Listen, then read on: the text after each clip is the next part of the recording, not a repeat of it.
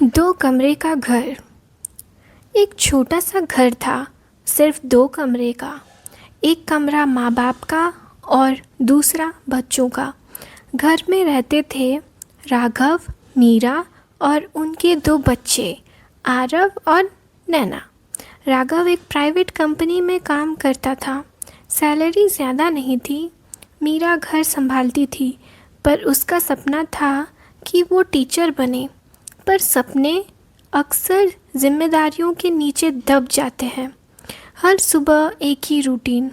माँ सुबह 5 बजे उठती, चाय बनाती, बच्चों को टिफ़िन देती, पापा के कपड़े, खुद लास्ट में बैठकर ठंडी चाय पीती। एक दिन नैना ने पूछा, माँ आप कब आराम करती हो? माँ मुस्कुराकर बोली, जब तुम लोग खुश होते हो वही मेरे लिए आराम है। राघव का काम अनस्टेबल था। एक दिन अचानक उसकी जॉब चली गई। घर का माहौल बदलने लगा। पापा चुप रहने लगे, माँ ज़्यादा बोलने लगी, पर अपने लिए नहीं, घर के लिए। पैसा कम पड़ने लगे, स्कूल फीस, राशन, बिजली बिल। एक रात पापा ज़ोर से बोले, मैं अकेला कितना करूँ मीरा? सब कुछ मुझ पर ही क्यों है? माँ ने शांत रहकर कहा, मैं भी कुछ कर सकती हूँ।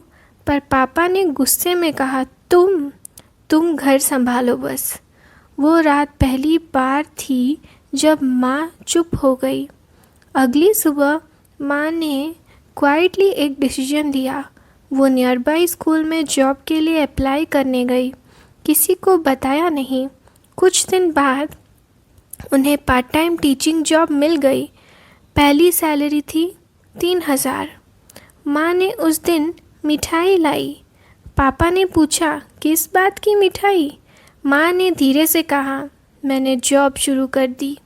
रूम में खामोशी छा गई। पापा का ईगो हर्ट हुआ, पर सच ये था, घर चलने लगा। धीरे धीरे पापा और माँ के बीच बातें कम हो गई। सिर्फ ज़रूरी बातें।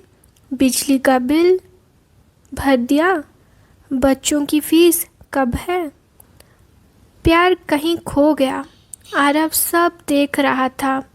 एक दिन उसने पापा से पूछा, पापा आप माँ से बात क्यों नहीं करते?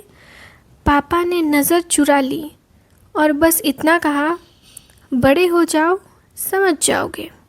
एक दिन स्कूल से लौटते वक्त माँ बेहोश हो गई। हॉस्पिटल ले गए। डॉक्टर ने कहा स्ट्रेस और वीकनेस ज़्यादा है। खुद का ध्यान नहीं रखा। पापा के हाथ कांप गए। उन्हें पहली बार एहसास हुआ, मीरा सिर्फ घर नहीं संभाल रही थी, वो सब कुछ संभाल रही थी। घर, बच्चे और उनका टूटता हुआ सेल्फ रेस्पेक्ट भी। रात को हॉस्पिटल के बाहर पापा अकेले बैठे थे, आंखों में आंसू। कहा, उसने खुद से कहा, मैंने उसे कभी समझा ही नहीं। वो मेरी मदद नहीं, मेरी स्ट्रेंथ थी।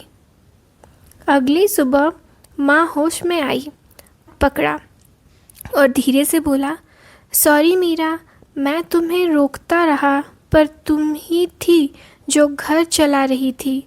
माँ की आंखों में आंसू आ गए, पर इस बार वो दर्द के नहीं, सुकून के थे।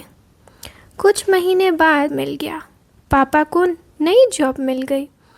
माँ ने टीचिंग कंटिन्यू रखी, पर अब सब कुछ अलग था। सुबह चाय अब दोनों साथ पीते थे। बच्चों के सामने हंसी वापस आ गई। एक शाम सब एक साथ बैठकर खाना खा रहे थे। नैना बोली, अब घर पहले जैसा हो गया ना? पापा मुस्कुरा कर बोले, ना, अब घर पहले से बेटर हो गया है। माँ ने पूछा, कैसे? पापा ने उसकी तरफ देखकर कहा, अब यह सिर्फ मेरा घर नहीं, हमारा घर है। घर सिर्फ दीवारों से नहीं बनता, समझने से बनता है, रेस्पेक्ट से बनता है, और सबसे ज़्यादा एक दूसरे के साथ खड़े रहने से बनता है।